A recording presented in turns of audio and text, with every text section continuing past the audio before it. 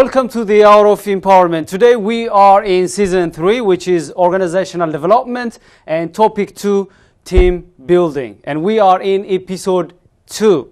And we're going to cover reality checks, why teams fail, and the skills to build teams. As usual, before we proceed, let's talk about what we discussed last week. Last week we covered Episode 1. And we asked a very important question. Why do we need team? Why do you think we need team? Why do you go to the trouble to establish team? We also defined the term team, and we covered the challenges you may face as you work in a team and as you create and lead team. What are some of the challenges you are facing as you work in a team and as you lead your team?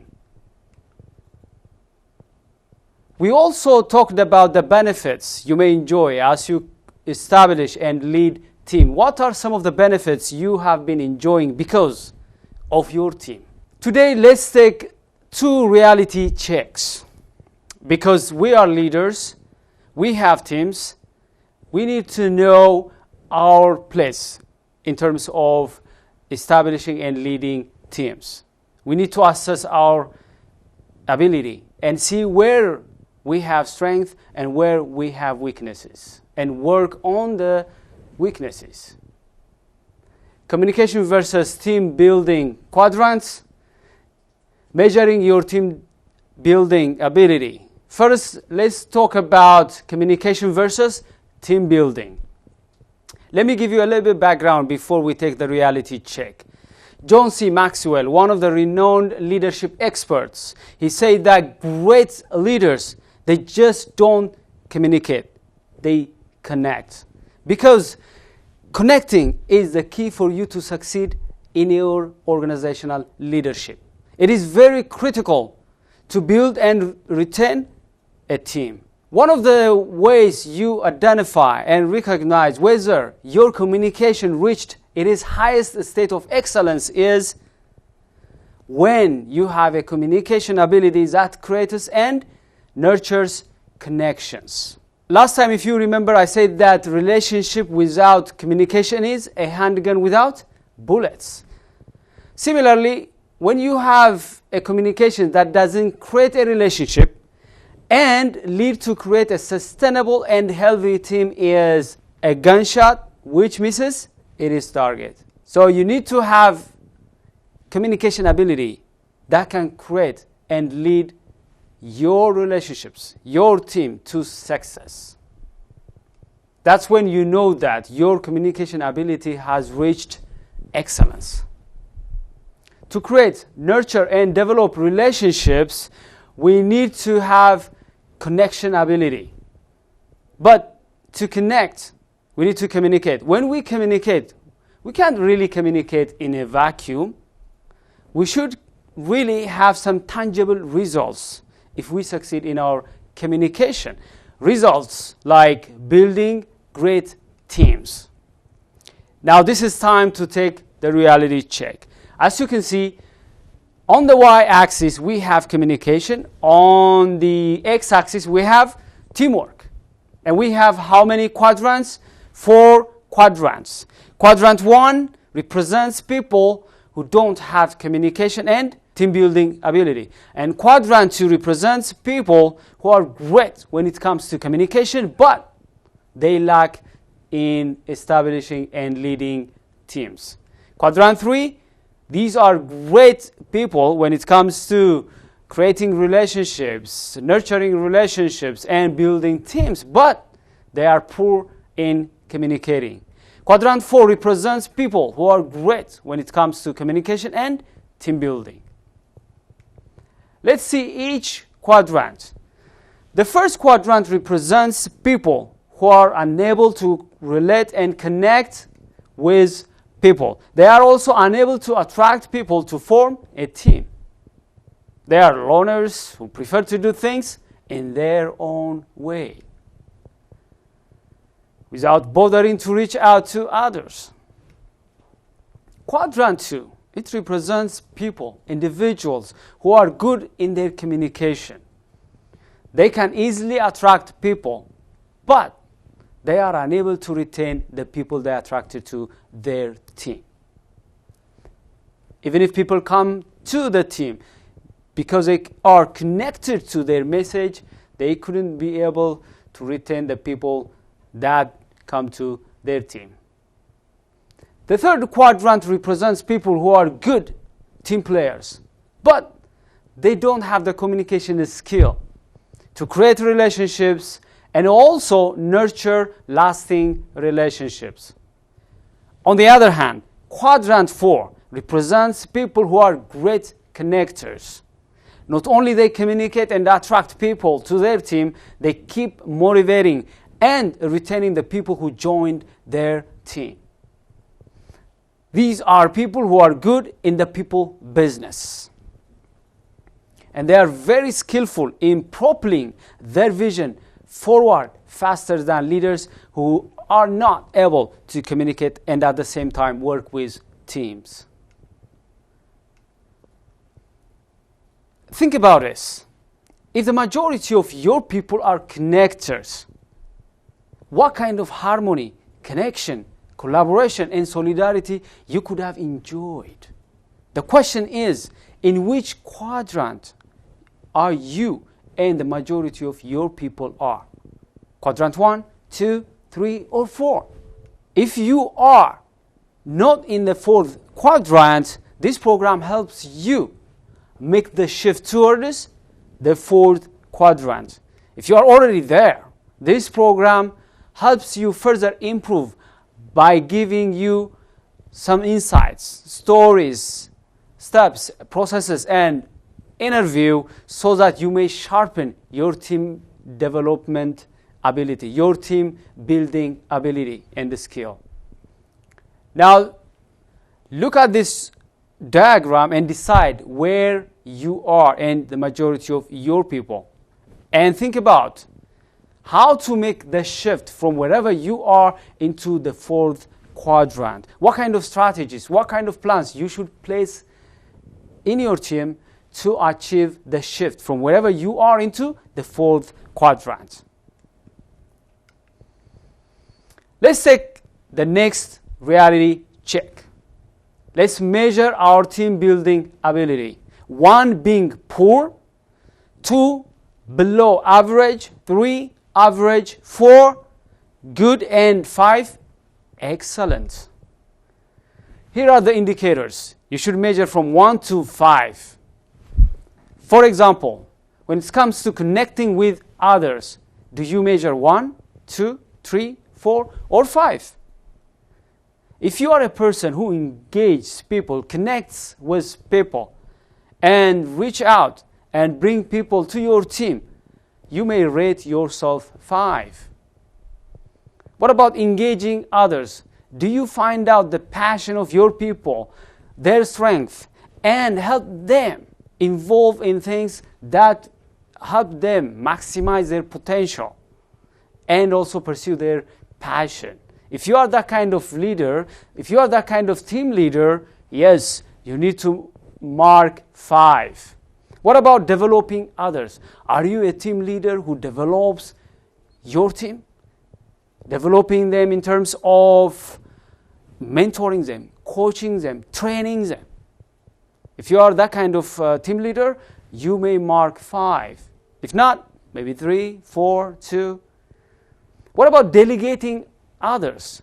Are you a guy who just always do everything by yourself? In that case, you may mark 1. But if you delegate and also empower your people to have authority for the things you delegated for, you may mark 5. What about motivating others? If you motivate your people, inspire your people to do great things, you may mark 5. What about following others' lead?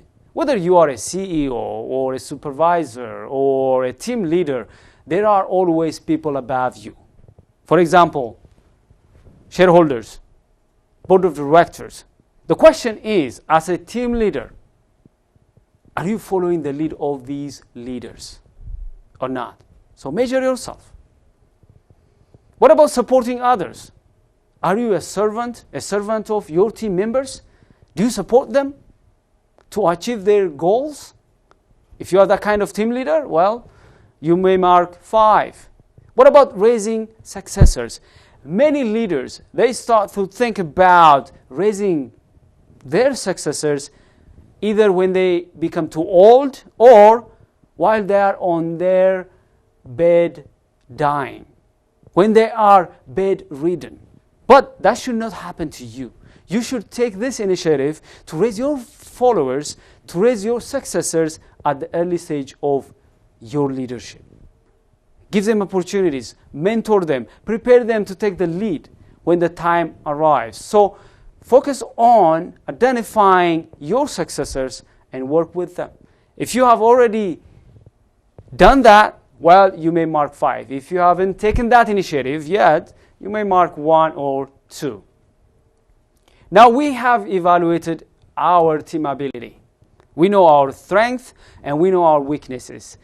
Now let's talk about why teams fail. As much as we have great teams that succeed and achieve great things, there are also teams that are failing.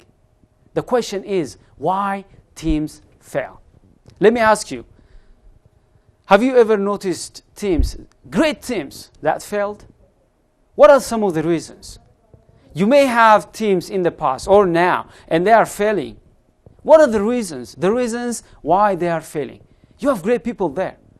You put in place lots of resources there, energy, resources. But why your team is failing? What are the reasons? Can you mention them? 1, 2, 3, 4, 5. Let me give you my list. The wrong people. Lack of direction or vision. When team members are unclear about their responsibilities. 4, lack of harmony among the team members. 5, unempowering environment. 6, dysfunctional organizational structure, system, incentives, and so on. 7, external factors. Let's see each one of them. The wrong people. If you bring together individual members who are not the right fit to your team, definitely your team fails. The union doesn't last.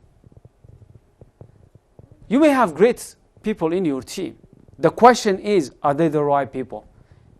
If they are the wrong type of people, believe me, whatsoever great they are, if they are not the right fit, your team may not succeed. So check out that.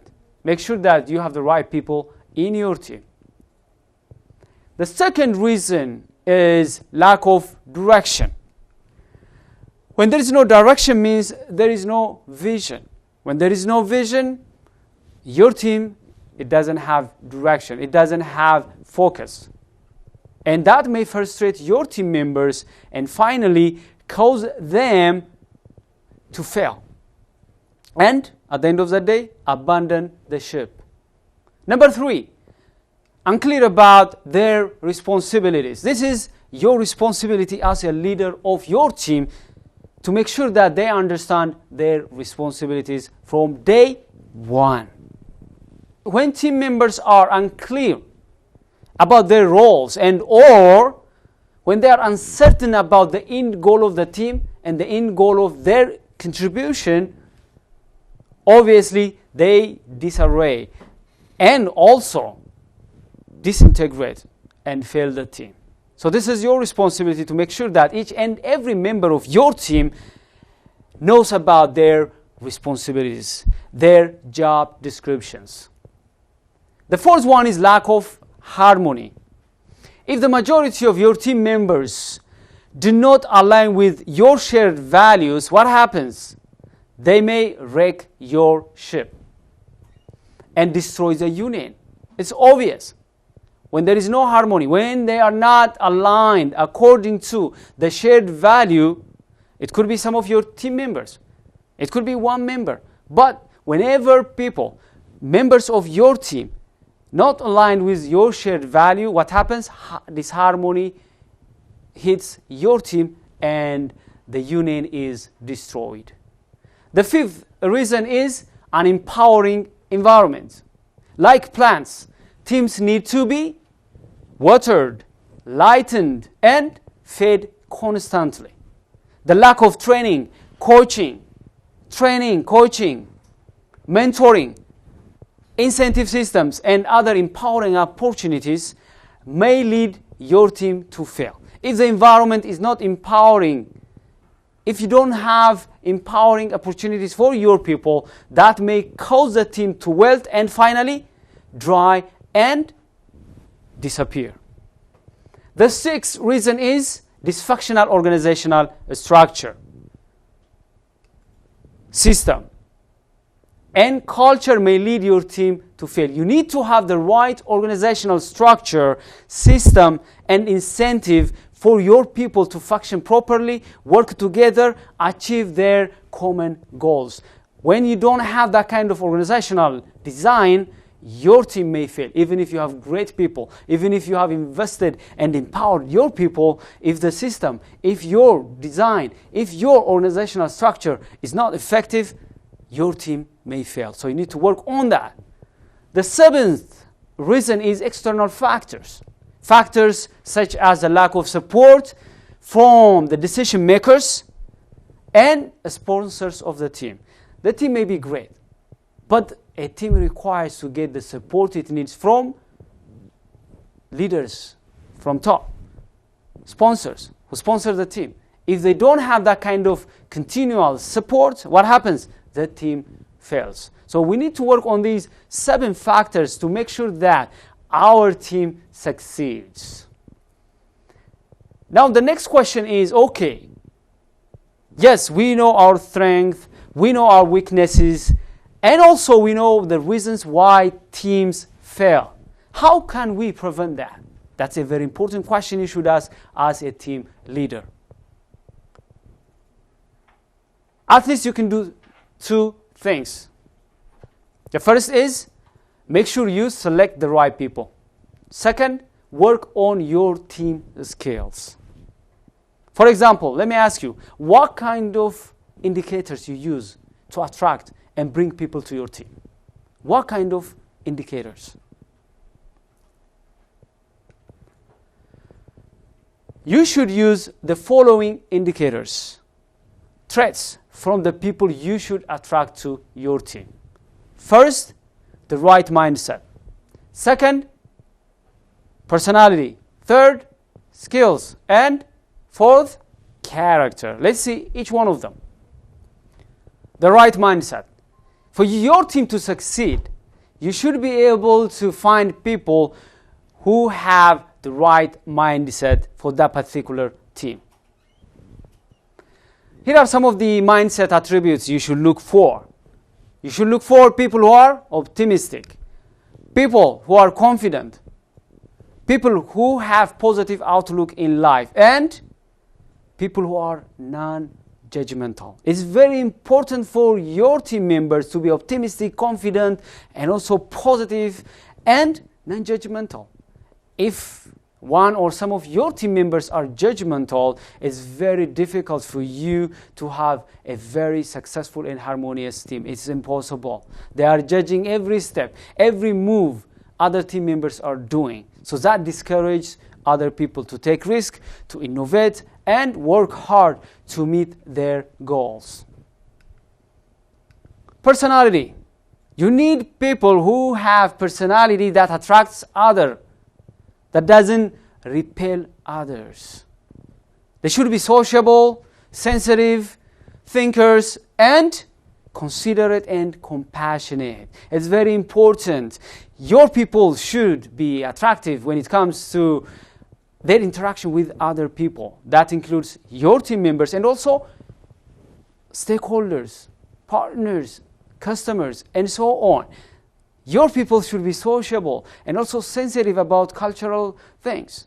They should be sensitive when it comes to emotions. They should be thoughtful, both in their words and in their actions. They should be caring. One of the ways you select people with the right personality is to find out their values. That's very important. They can't behave other than their values. People are dictated by their values. Their behaviors, their actions, their interactions are dictated by their values. But these values are different from team to team. The most important thing you should do is first know the kind of values you have, the kind of core values you have as a team, and find out people who share these values. That's very important. The third quality you should look for is the skills of your team members. Each and every team member of your team should have at least some skills to fill gaps and also contribute something. Otherwise, it doesn't matter whether they have the right mindset and personality. If they are not contributing something, they are discouraging other people, other team members who are working hard. So you should make sure that the people you attract have the right skills.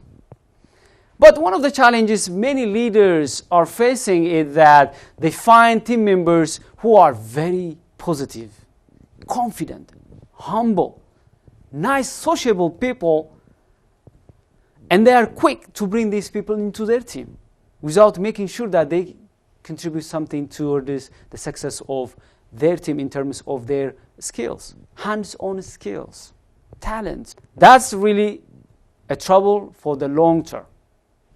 Without having important skills specifically towards their job descriptions, these kind of team members may crash the morale of the people who are contributing something and working hard. Here is what Colin Powell wrote. He said that leaders have an obligation to constantly examine their organization and prune those who are not performing. When necessary pruning is not done, good followers often slack off. But when it is done successfully, black clouds lift from over the team. The fourth factor, the fourth indicator you should look from the people you attract to your team is character. The people you attract should have at least some character values, humility and integrity, to name a few. As one bad apple corrupts the bushel, a team member with a bad character may destroy the whole team. Of course, I'm not demanding perfection. You can't really find perfect team members. It's impossible. No one is perfect. The question is, does that particular team member has some character attributes to work with? And further refine that character attribute. If they don't have anything to work on, well, they don't have character. But you can do two things. For the people who are not yet part of your team, what you can do, you can prevent them from joining your team by having a very strategic interview. Try to identify their characters and see whether their character is fit to your team. For the team members who are already in your team, of course, you can put in place incentives to encourage and motivate people to be loyal to your character values. Of course, you should also put in place some forms of disincentives to enforce your character values. W. Somerset Maugham said that when you choose your friends, don't be shortchanged by choosing personality over character. When you choose your friends, don't be shortchanged by the choosing personality over character. Now let's talk about the kind of skills you need to attract, empower, grow, and retain team members. What are the kinds of skills you have right now as you work with your team? Which skills are you planning to improve and work on? That's very important. Beyond having the criteria to attract team members, you should also have skills to build, develop, and successfully lead your team. You should have the skills to empower, retain, and continually align the people in your team. Forming a team alone is not the ultimate goal. That's why Henry Ford was quoted as saying, "Coming together is a beginning. Keeping together is progress. Working together is success. Coming together is a beginning. Keeping together is progress. Working together is success." That's very important. In teamwork, working together is a challenge. It is not coming together. It is not also keeping ourselves together that challenge. The challenge is keeping ourselves working together.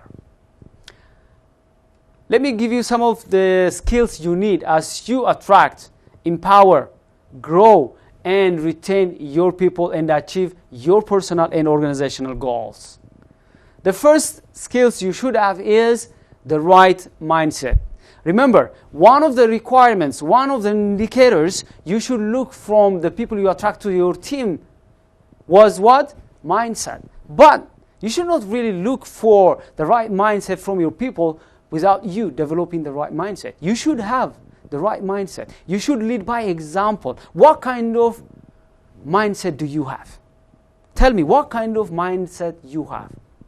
Can you really demand high quality mindset from your people without you having the same quality, the same standard of mindset? Impossible. You should lead by example. So the question is, do you have the right mindset?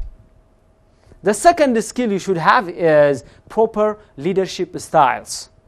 Of course, your leadership styles are dependent on the kind of team you have. For example, if you are leading volunteers, you need to adopt servant leadership. If you are leading, for example, campaigns, you may include in your leadership styles charismatic leadership style. If you are a corporate leader, you may need to mix transformational and transactional leadership styles. But make sure that you have the right leadership styles as you lead your team and according to the situation in that particular team. The third skill you should have is the ability to prioritize, make the right decisions, strategize, plan, and set goals. Yes, you have great mindsets. Yes, you have the right leadership styles. The question is, can you really prioritize? It's very important because there are lots of things to do. But you have limited resources. You have limited personnel. You need to make decisions, right and relevant decisions. You need to prioritize and do the main things. You can't do everything. Impossible. You should also have strategies, backups, contingencies, because you need to provide pathways to your team to succeed and achieve their goals. To do that, you should be a skillful strategist. When your main strategies, your mainstream strategies are blocked or failed or ineffective, you need to come up with alternative strategies. You need to have backups and contingencies. You need to plan, set goals, objectives, assign people, put deadlines, monitor and evaluate your plan on a consistent basis. 4, you need to have the skill to initiate, implement, and successfully sustain change. The 21st century is filled with constant change. You are a change agent leading change agents. The question is, can you understand the 3 phases of change, and can you really demonstrate a skillful team ability to initiate, implement, and successfully sustain change? You know, some leaders are effective in terms of initiating change, but they're not good in terms of implementing change. They may be good in terms of implementing change, but they are not successful in terms of retaining and sustaining the change they achieved. The question is, do you have the skill to initiate, implement, and successfully sustain change? Different phases of change require different kinds of leadership styles, different ways of handling things, and so on and so forth. The fifth skill you should have is the ability to inspire, mobilize, and set an example. Yes, you have a great mindset, the proper leadership styles. You can set priorities. You can make the right decisions. You initiate and also sustain changes. The question is, can you constantly inspire and mobilize and engage your people or not? That's very important. You can't just motivate them during the orientation program. You need to keep on doing, motivating and inspiring your team constantly. Of course, you should not just always use your words. You should use various mechanisms to motivate and inspire your team members if you want to really maximize their potential and achieve great things. The sixth skill you need to develop as a team leader is the will and the commitment to empower your people. That's very important. You can't take your organization, you can't take your team beyond the potential, beyond the growth of your team. The question is, are you growing your team members? Are you empowering them? Are you mentoring them? Are you training them? Are you coaching them to be skillful in terms of fulfilling their job descriptions and also contributing their share for the success of your team or not? You should be an empowering leader of your team. If you don't have that skill, or if you think that you need to get some help, you can hire consultants to coach your team, to train your team. But at least, you should at least take some time, once in a while, to mentor and coach your team, even if you get third-party support in terms of empowering your team. The seventh skill is identifying, tracking, and resolving conflicts. When diverse people from diverse culture and background come together, obviously, there will be conflict of interest. The question is, are you capable in preventing conflicts? If a conflict happens, do you have the skill to resolve conflicts and maintain the harmony of your team and continue to achieve your goals? That's the question. Are you a good conflict manager or not? Is a question. Before a conflict happens, try to prevent it. If it happens, and then manage it, resolve it skillfully. The eighth skill you need is molding consensus through effective negotiation. As a team leader, you should be a negotiator. You can't always have your way. Sometimes you need to rally people. You need to bring people together and reach consensus. That requires you to be skillful in negotiating. Number 9, embrace and manage diversity. The 21st marketplace is diverse in terms of people's culture, people's background. The question is, have you embraced multiculturalism? Do you have the cross-cultural communication competencies that takes you to lead diverse team or not? Number 10, manage time, energy, and other scarce resources. You don't have everything unlimited. You have limited time per day, maybe 8 hours or maybe 6 hours. You don't have unlimited energy.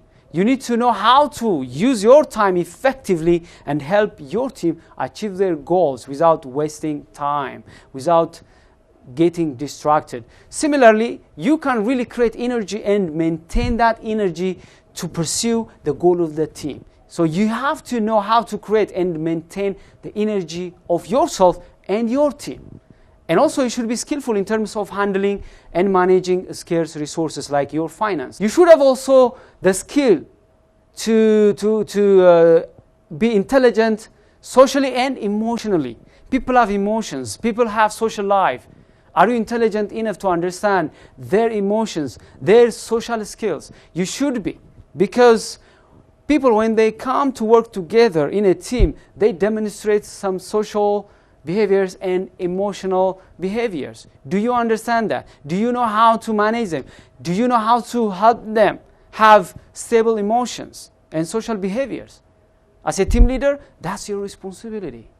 Number 12, create a life-work balance environment. If you push your team to work hard, yes, they may achieve success. They may meet the organization's or your team's goal. But this kind of approach helps you for short-term success. For the long term, it is not helpful. So you should avoid from being a leader who burns his people or her people. Help them sometimes to get off from work and have some fun. Find out some opportunities for them to really forget about work and socialize and rejuvenate and revitalize themselves. When you do that, your people become more creative, more excited, more happy, more energetic. Number 13, well-rounded communication. It's very important. It is the last, but it's not the least. It's very important for you to have all-rounded communication. Do you remember we talked about it in the previous topic, about how you should have holistic communication ability. It's not only being effective in your oral communication. You should have also skills in your non-verbal communication, in your writing communication, and so on and so forth. It's very important. If you have these skills, I'm sure that you can take your team to the next height. And I am sure that you're going to achieve great things together with your team. In conclusion, we have discussed how much it is important for leaders to assess their abilities, their team building abilities. And we have taken 2 reality checks to see and assess our team building ability. We also talked about the importance of working on our weak spots. Once we know our weaknesses, we need to work on our weak spots. We need to do that continually, not 1 time, not 2 times, 3 times, no, on a consistent basis. We need also to understand that finding the right people is very important. And once we bring them, we need to really develop them, inspire them, encourage them, and empower and maximize their potential. We should also look for the right mindset. We should look for the personality of the people we would like to attract to our team. We should evaluate and see whether they have the right skill and character. It's very important. You have great cause and you're going to succeed and change the world. The question is, yes, you have talent. Yes, you have gifts.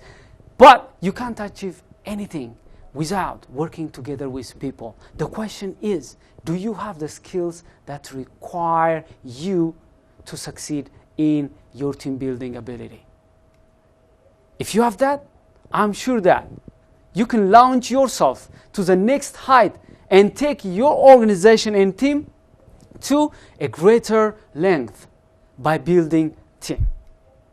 Next week, we're going to continue from where we stopped. Until I see you next week, have a wonderful time.